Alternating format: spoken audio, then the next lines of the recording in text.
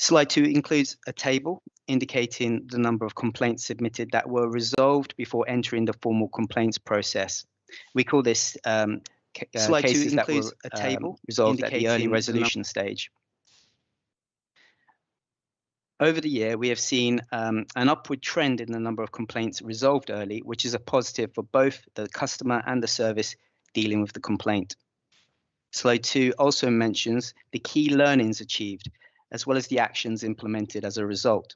A key finding was the importance of clear communications. Customers regularly felt responses lacked clarity by the overuse, for instance, of technical jargon. This prompted discussions within the focus group and has led to, that is the complaints focus group, and has led to seeking outside expertise on the matter.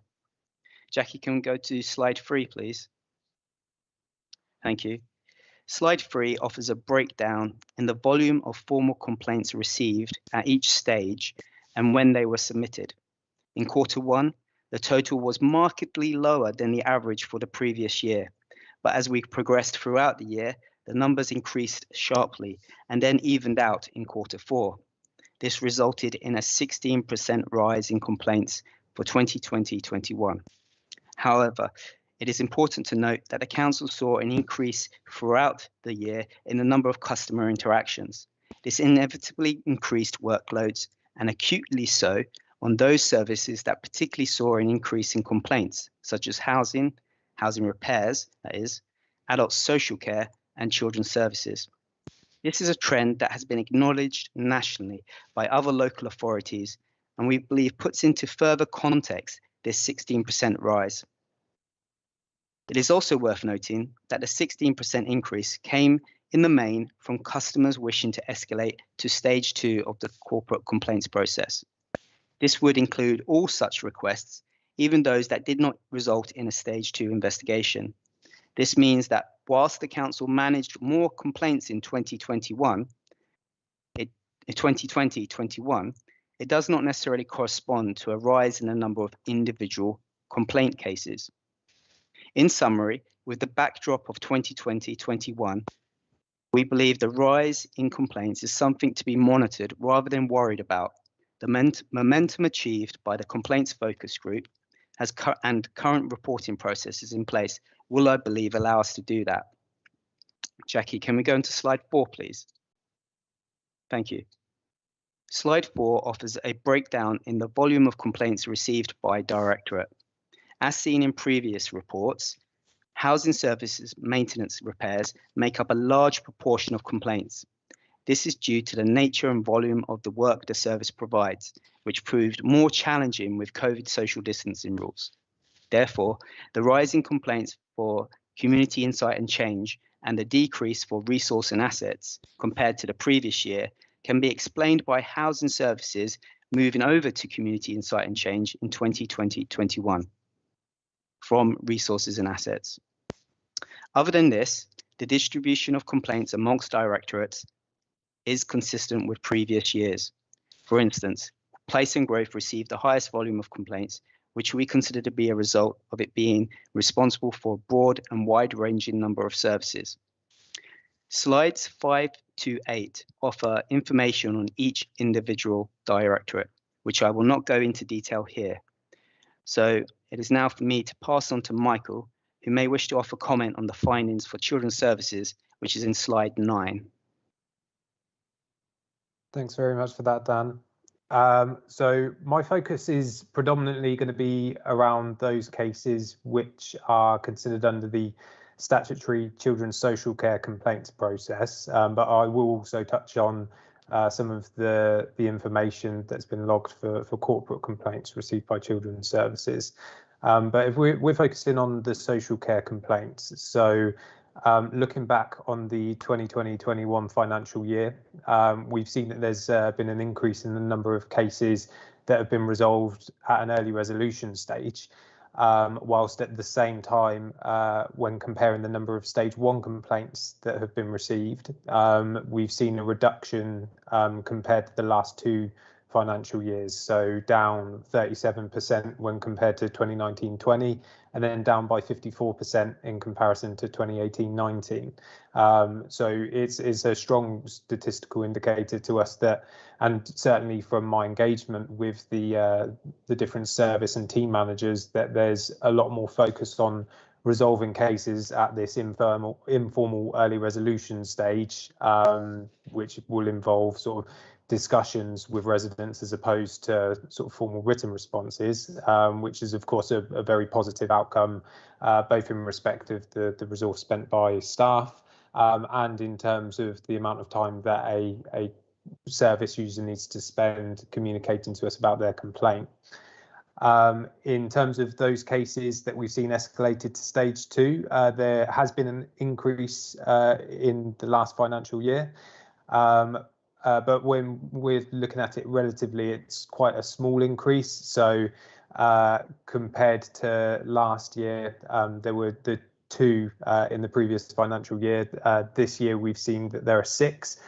As I say, you know, when we're comparing it, when we're looking at the actual numbers, it's quite a small increase. However, we are going to do a case-by-case review just to see, you know, whether there's anything more that could have been done to resolve the cases a bit earlier.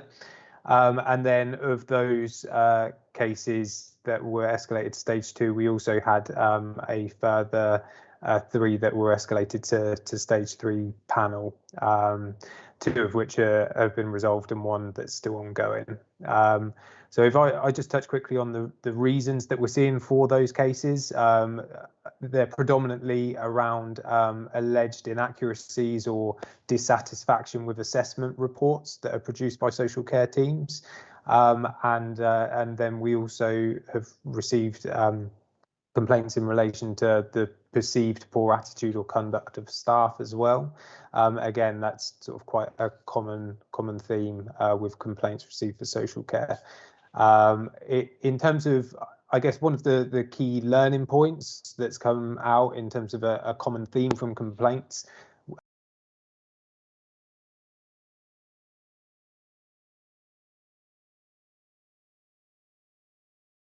identify through complaints.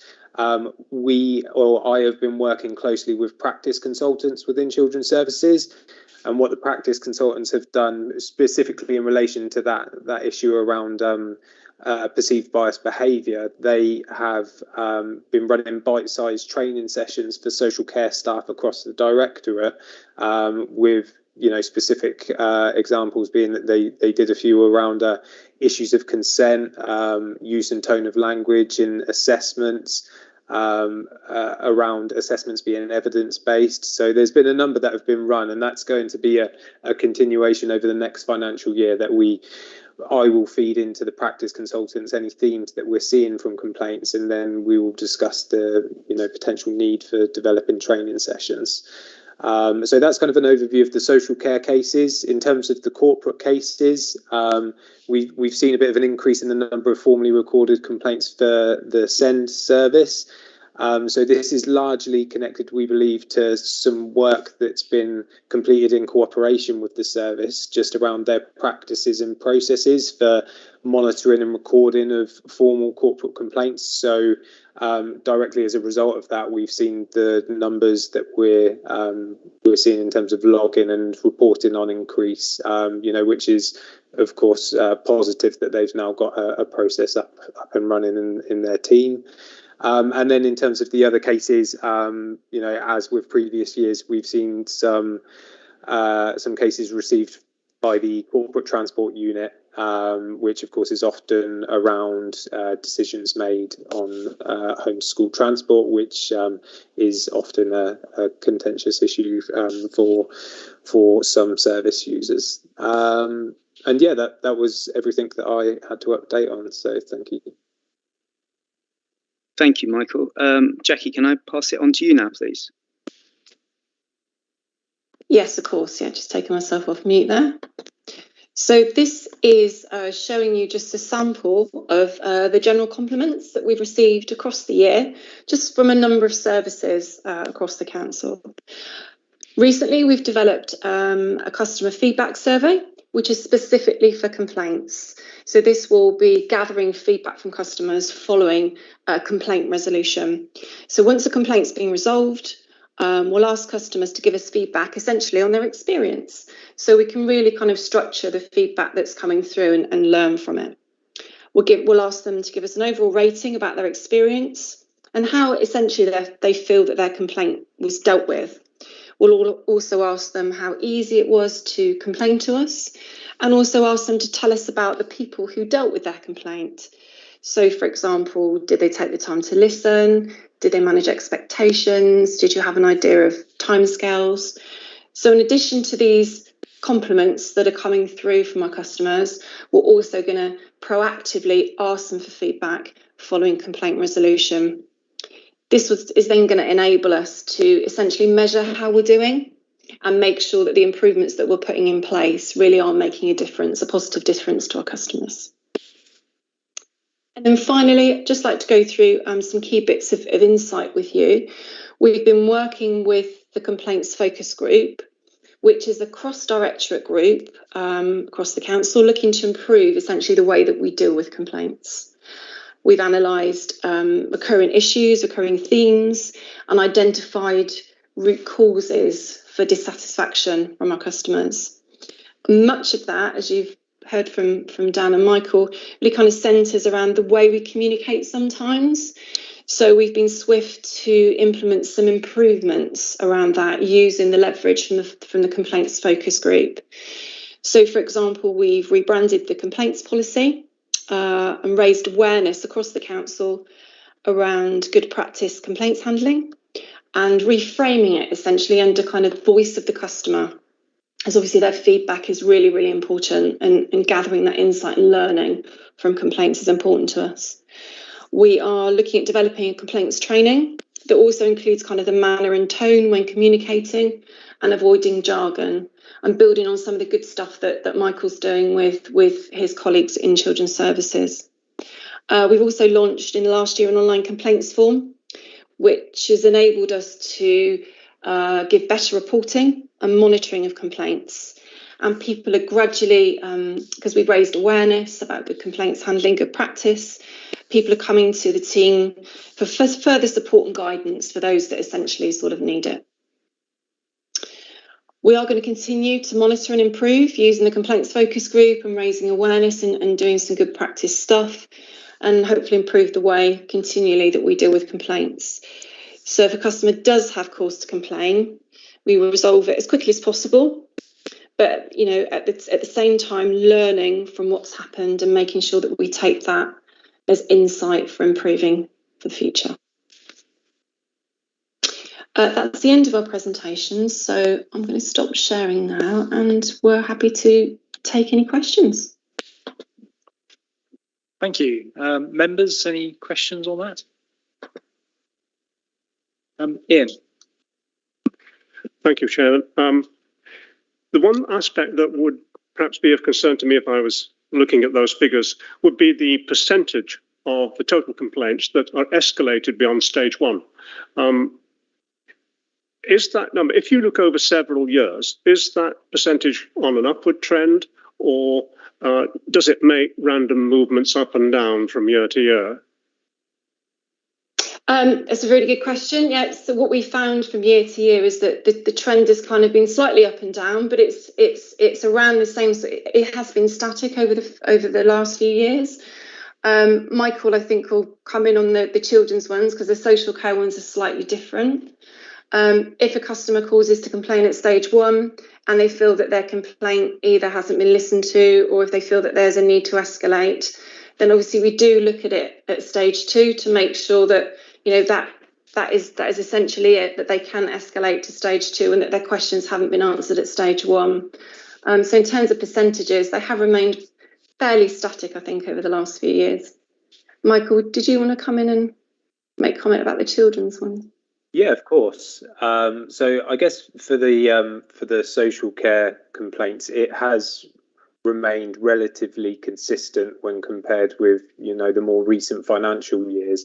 I guess the only difference that we see with the statutory social care ones is that where a service user wants to escalate their complaint.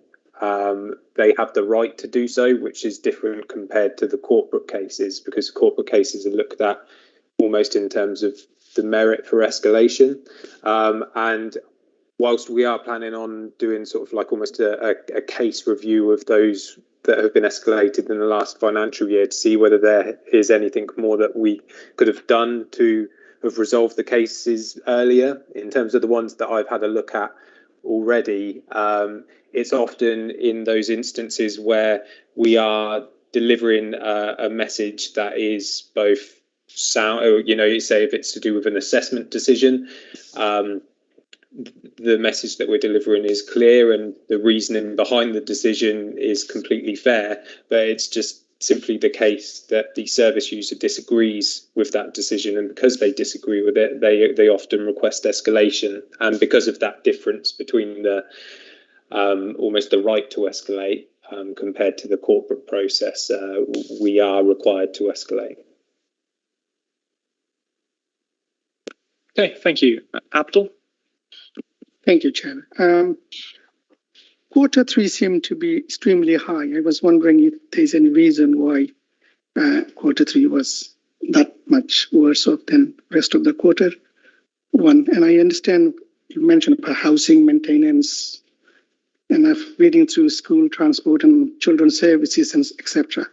Do you feel we need to look back and change our policies? As I'm reading here in a piece of paper, we are lacking transparency in decision making and sense of that council was indifferent to customers' concerns. So when was the first policy was implemented, and do we need a change?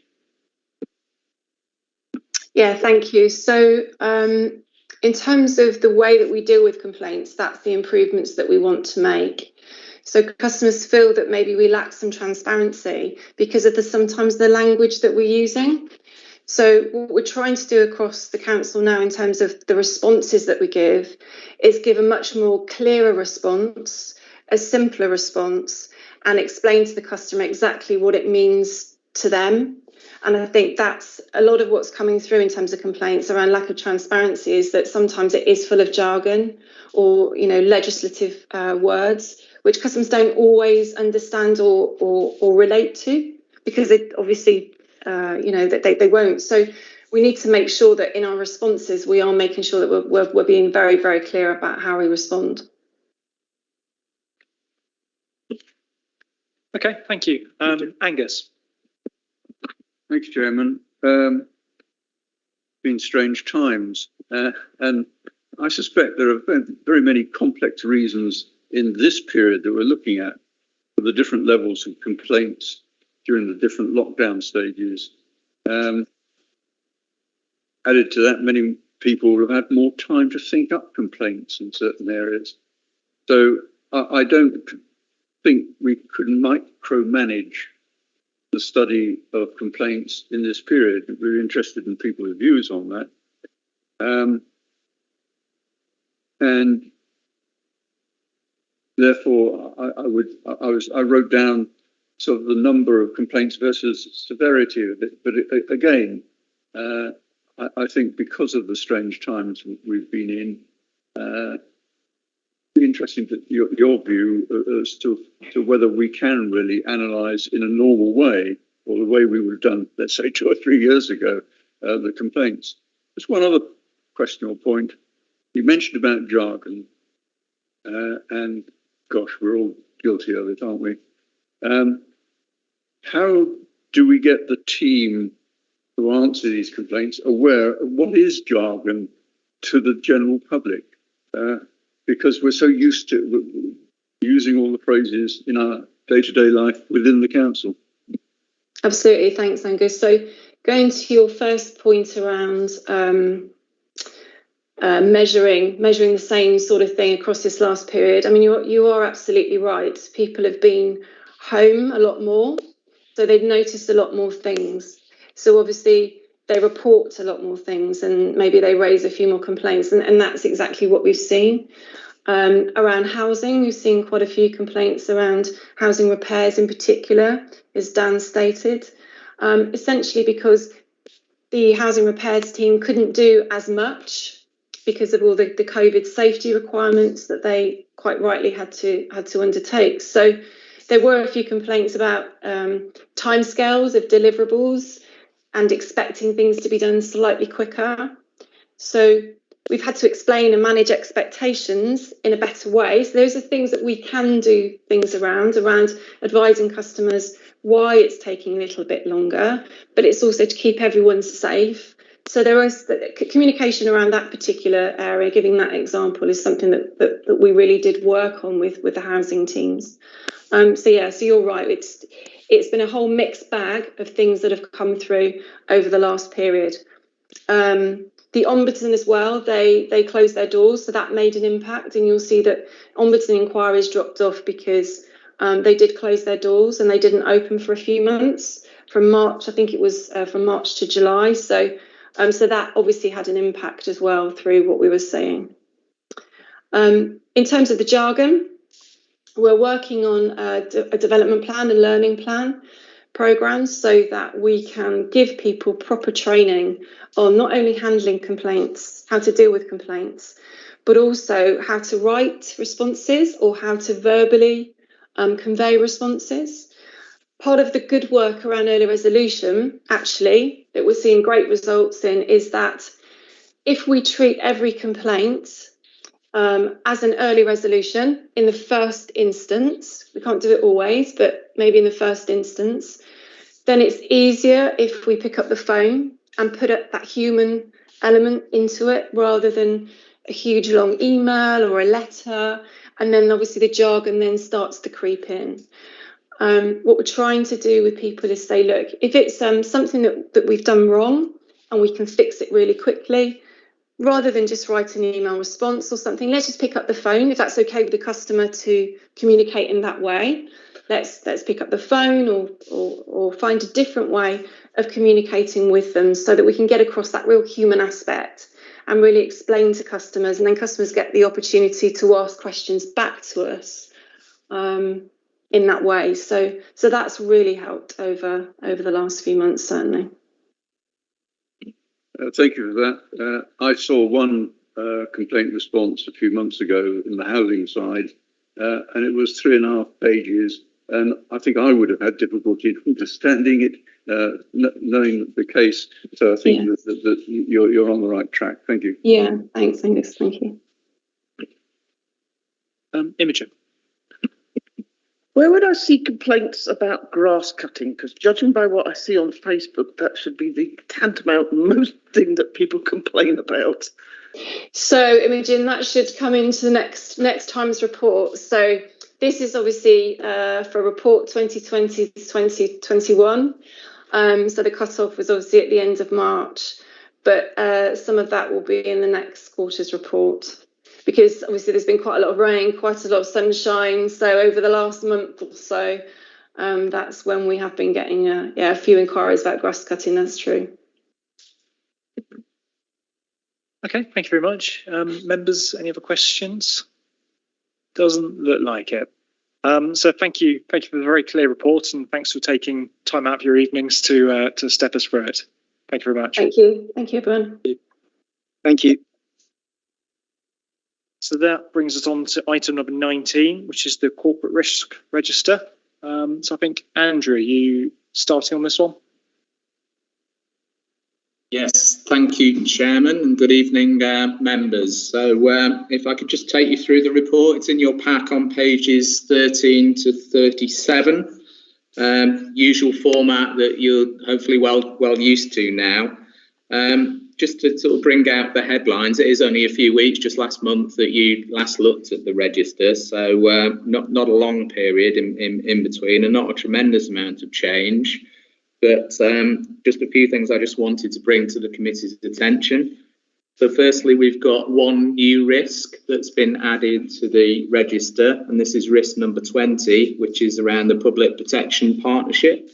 And you'll recall that you had Steve Moore, the interim Director of Place and Growth, at your meeting last week to talk about risks in his area. The Public Protection Partnership, as members will know, it was decided at full council back in March that the current arrangements, which are a shared service with two other authorities are being ended and moving the service to in-house provision by Wokingham. That risk has been managed at a directorate level, but it's been escalated to the corporate risk register just in recognition of the importance of the services that PPP provide to residents, just to give that added assurance that the transition programme is delivered successfully. And I'd ask the committee to note that the Community and Corporate Overview Scrutiny Committee met last week, and that was the single item that they scrutinised. They had Steve Moore at that committee to give members of that committee assurance in terms of how that transition programme was progressing. So that's the one new risk that's been added since last month. No risks have been taken off. And if I just refer members to page 14 of the pack, that sets out the other changes that have taken place over the last few weeks. So if I just sort of bring out the headlines from that. So firstly, risk number 1, budgeting and financial management. Bob earlier had already remarked on the learning and the assurance that self-assessment that we've done with regard to the Slough situation, just to assure ourselves that we've got all the necessary controls in place to make sure that Wokingham is a long way away from that type of situation. So the risk register itself has been updated to highlight the existing internal controls that we've got in place to manage that risk. I'd also bring members' attention to 2 important financial strategies that are being presented for approval to the executive tomorrow evening. That's around procurement and commercialisation. But the risk does remain high, particularly in the light of uncertainties around long-term local government funding and ongoing financial risks with regard to COVID. If I move on to risk number 3, the corporate governance risk, we've got an internal audit planned in this quarter of that area, and you'll see that in the next item on tonight's agenda. We're also referencing the Local Government Association's peer review of corporate governance, which will be happening in October. And there'll be, I'm sure, all sorts of learning for the organisation coming out of that in terms of how we can make sure our corporate governance is really reflecting best practice, and the important role as well that the audit committee itself plays in terms of the council's annual governance statement and seeking assurance that the improvement actions coming out of that process are implemented. If I move on to risk number 4, the local plan risk, again tomorrow evening the executive are receiving a report on the local development scheme, which will set out the timetable for the adoption of the plan. And I think, as Steve Moore informed the committee last month, that will give more clarity and certainty around the timetable for managing that particular risk. Risk number 8, information and data management, has been broadened to include cybersecurity. Within the council, we've been working really hard over the last 6 months in particular to make sure our cybersecurity defences are strong. And again, I think it's important that we sort of recognise through the process of the corporate risk register that work needs to continue, and we need to make sure that it's very sort of prominent in the corporate priorities for the council.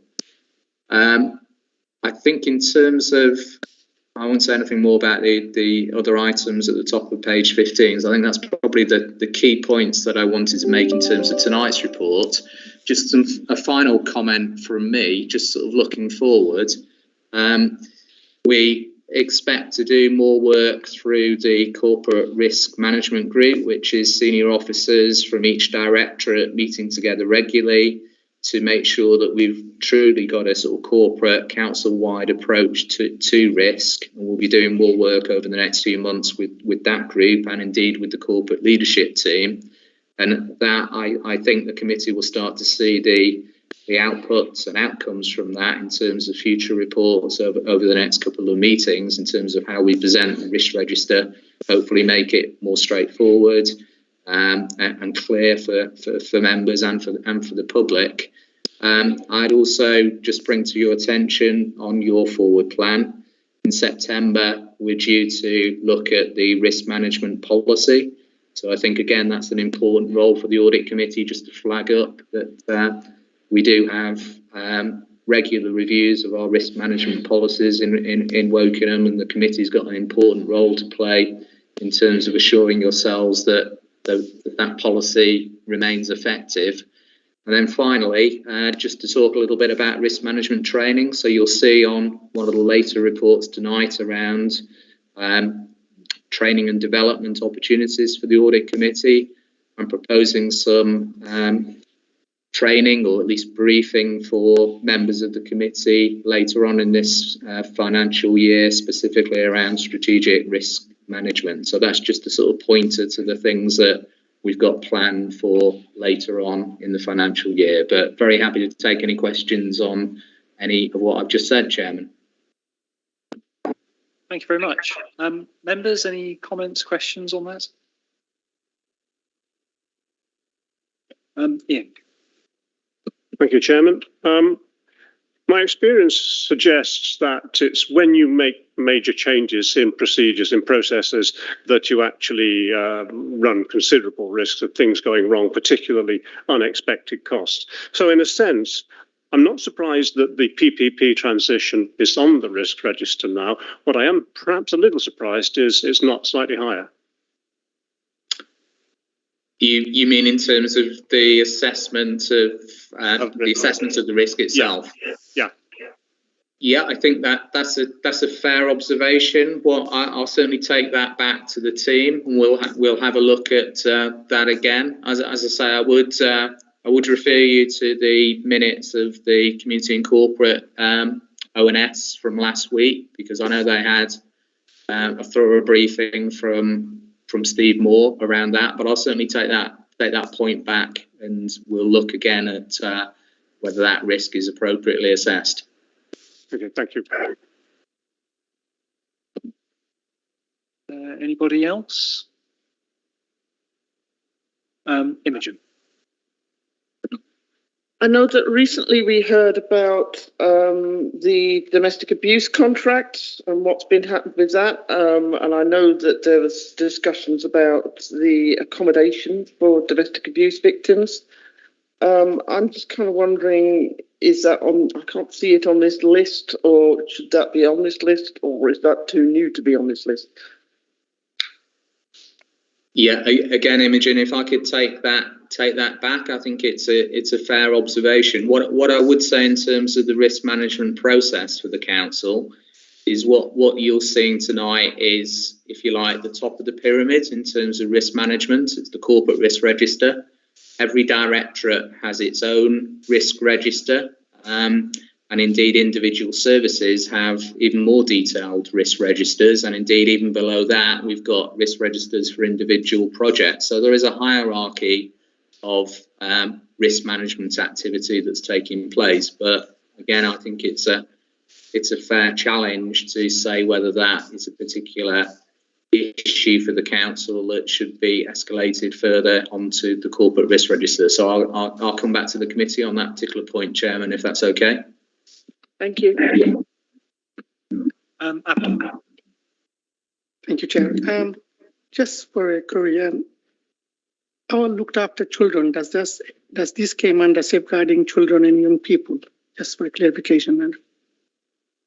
Yes, that safeguarding for children and young people is sort of quite a generic risk. I think it's probably pretty fair to say that every local authority in the land would have children's safeguarding on its corporate risk register. That's not to say that there's significant issues with it, but what it is to ensure that we give it the proper corporate attention, not just within the directorate, but more widely across the council. Thanks. Back to Imogen. Yeah, sort of another question that came to mind. I know Bob has written, he said he'd written a report about what happened at Slough Borough Council. Sort of kind of related to this, but I'm sort of wondering, you know, about assessments of what's been happening at Slough and how it would, you know, how it would relate to what things that Woking Borough Council did. He said he'd done a report on that. I'm just wondering if we could get a copy of that. I don't know, Bob, whether you'd like to comment on that particular point. I think from my perspective, there's probably merit for the audit committee sort of seeking assurance that the officer sort of review is sound. I believe so. It was a report. It wasn't a report as such. It was a briefing note for the Chief Finance Officer of the council. So I would have to ask him if he's happy to release the details of that report to the committee. Okay, thank you very much. Members, anything else? Any other questions you want to raise? Imogen?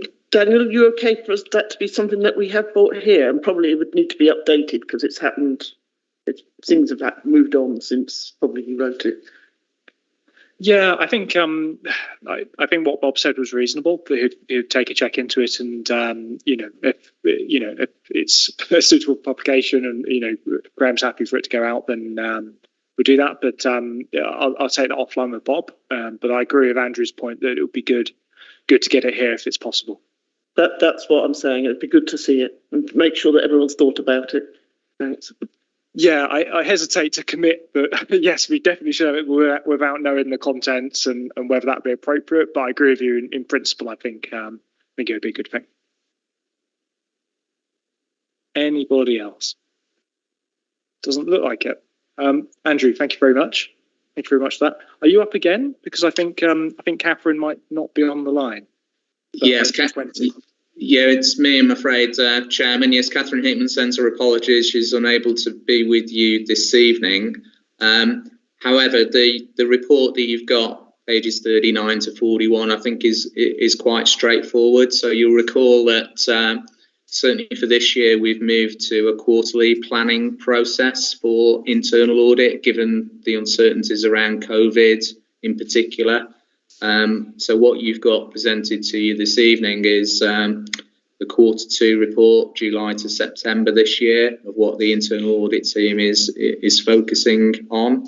You received the Q1 report at your last meeting. So to be fair, there's not a tremendous amount to bring to your attention in this report. What I would say is you can expect a lot more at your next meetings in September and November in terms of more detail of the outcomes of the work that the team have done.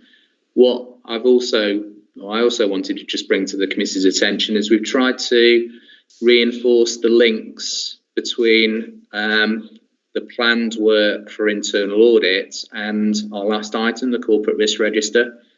So just being really clear that when internal audit, for example, look at financial risks, that they'll not only be looking at assurance on the expected controls that officers, managers believe are operating effectively in the organisation, but they'll be seeking to provide advice and good practice and suggestions about what further mitigations can be put in place to even more effectively manage those risks.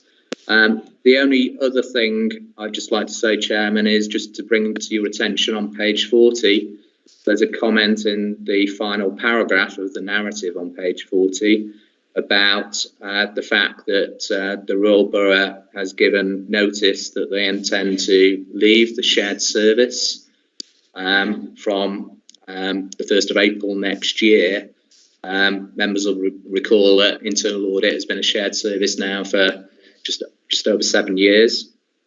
So we're just moving through a sort of transition process this year. And I'd be happy to take any questions this evening, or indeed if members would prefer more detail about that at one of your future meetings. But I just wanted to bring that to your attention. Thank you, Chairman. Thank you. Imogen. Assuming Andrew has recovered. Do we know why RBWM want to terminate the shared service contract, or what? Obviously, it's going to affect the audit team considerably, I would have thought. Do we know much about the reasoning behind it and what they're going to do instead? In terms of their alternatives, they'll be reporting to their committee in September, so I understand, in terms of what their proposals are for 22, 23 and beyond. So I don't have a clear answer to that second point that Imogen just raised. In terms of the first point, I think it's fair to say that RBWM have been looking at a number of aspects of their operations, particularly since their new Section 151 officer started with the council. So I know that they've been looking at their financial arrangements, the finance team arrangements. I think that's very much sort of in the public domain. And internal audit is one of the things that they want to think about in terms of how they make sure that they're getting the sort of service that they want. What I would say is that they've not given us any indications in terms of any direct dissatisfaction with the shared service itself. So I think this is part of a wider, more broader strategy that RBWM have.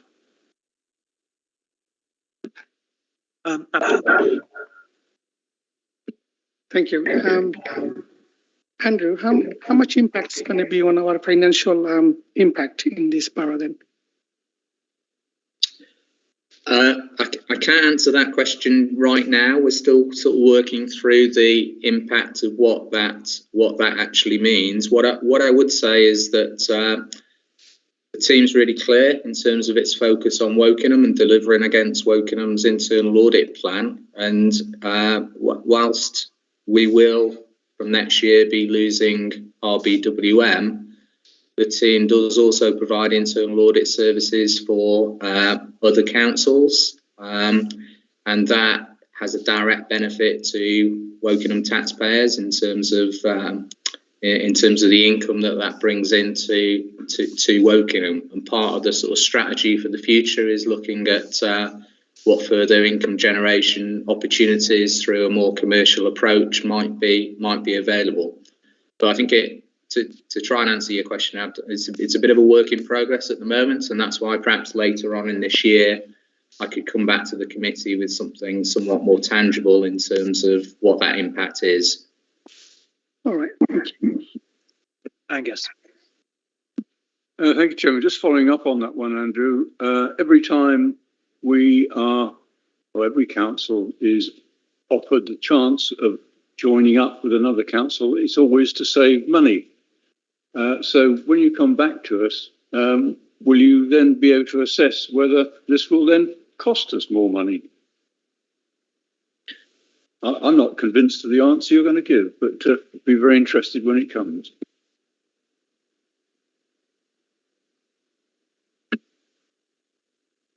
Thank you. Members, any other questions? Ian.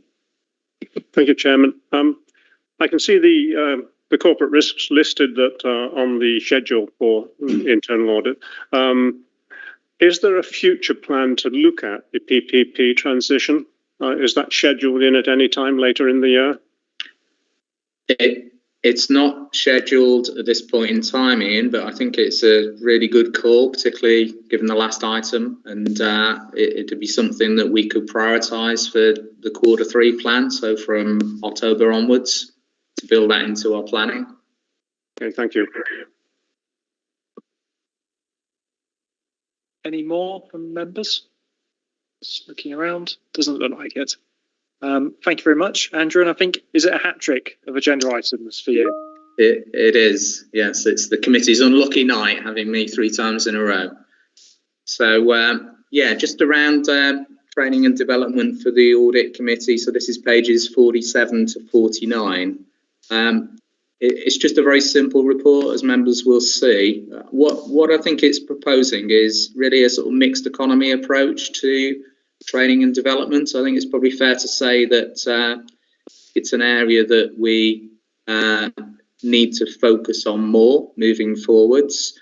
And what's proposed is a series of training and briefing sessions. And what I'm suggesting, I'm very keen to hear sort of what committee members think about this, is maybe using half an hour to an hour before a committee meeting as a briefing session on a particular subject. And you can see in the paper I'm suggesting some subjects that we could I think usefully sort of focus on outside of the formalities of the audit committee meeting itself. But equally, I'm happy to take sort of feedback that you prefer to do that at a separate event. That's one part of the approach. Another part is CITFA produce quarterly bulletins for audit committees. So last week I circulated the latest quarterly bulletin to members of the committee. The next one should be due imminently, I'd imagine. And I think there's some useful sort of information in there and useful questions to ask officers in terms of what Wokinham's arrangements are for the particular subjects and changes that those CITFA bulletins highlight. So I'd certainly want to continue to do that in the future moving forwards. And then the third area that I'm suggesting, and again, this committee has looked at this previously, and I think now is the time to move on with it, but it's around undertaking a self-assessment against the CITFA best practice for audit committees. And I'll be circulating some information to members to garner your views over the next few weeks. I'll do the same with officers, with the view to bringing the results of that self-assessment to your next meeting on the 15th of September with an associated action plan. And that action plan might focus or highlight some specific training needs that members of the committee or indeed officers highlight through that assessment process. So that I guess, Chairman, is my sort of starter for 10 in terms of how the committee might choose to take forward the subject of training development over the next 12 months or so. But again, very happy to sort of take a steer from you and your committee. Yeah, thank you, Andrew. Sorry, a bit of an echo came through then. It was just in the room here. Yeah, thank you for that report. I think it's great we're at this point because it's been a discussion in this committee for at least a year or two. Yeah, the one observation I had when reading the report is actually it could, obviously we've got a proposed programme of training on here, which I think is probably broadly along the right lines. Obviously, when we do the self-assessment, there may be obviously additional items that feed into that, or maybe one or two of them are good to come out depending on the results of that self-assessment. But yeah, I guess for tonight, we're proposing just to have a quick discussion on what members' thoughts are on this proposal. And obviously any other suggestions that might occur to you later can come back to myself or Andrew for incorporation. But any thoughts from members here tonight? Chairman, I would say training is very essential, and then I don't know how members are going to feel half an hour earlier. Is it going to be too long, or you want to separate meetings? Yeah, I think maybe we can address that point outside the meeting about logistically how we can what the right time is to do these, because I'm travelling directly from work potentially to these meetings at times. So yeah, an hour beforehand might be a bit early, but we can take that offline. Imogen. Yeah, I mean, I don't think any of us. I mean, yeah, I work as well, but at least I work from home. I'm a bit of an information hound, and I'll hoover up anything I can get in terms of information. So my only thoughts is this is all very great, but I am very aware that councillors outside of the audit committee arena don't know a lot about what we do, and I'm just wondering if there should be just a bit, for them to know what we're here for and what we're doing, if that makes any sense. Chairman, if I could just comment on that, I think one place that you could do that is through the annual report to council. That's just a suggestion from me. I'm not saying that's the only way of doing it, but no, I think Imogen makes a good point. But that's perhaps the starting place, your annual report. Yeah, it makes sense. I think I agree with Imogen's comment that there probably is work to be done on that front as well. Yeah, I think the intention of this report is just to make sure that we're clued up and got the skills that we need to be able to conduct the duties of the audit committee. But yeah, there's some work to do on that side as well. I agree. Anybody else got any comments?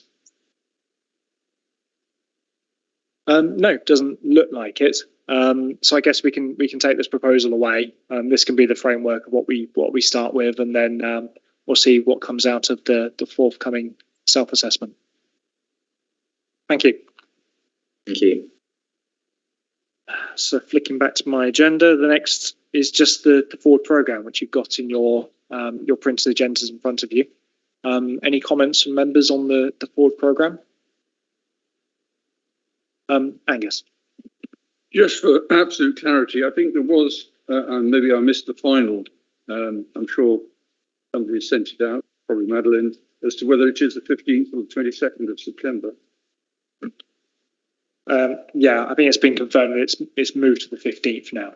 So yeah, I think on here it says 22nd, but I think it's been confirmed since the agenda's been published that the meeting will happen on the 15th. Sorry, it's going to be on the 15th. On the 15th. Yeah, right. Thank you. No, thank you for your flexibility in making that happen. It makes things a lot easier for the reports that then flow through to council. Any other comments on the forward programme? No, it doesn't look like it, and that's the end of the agenda for today. So thank you very much for your time and have a good evening.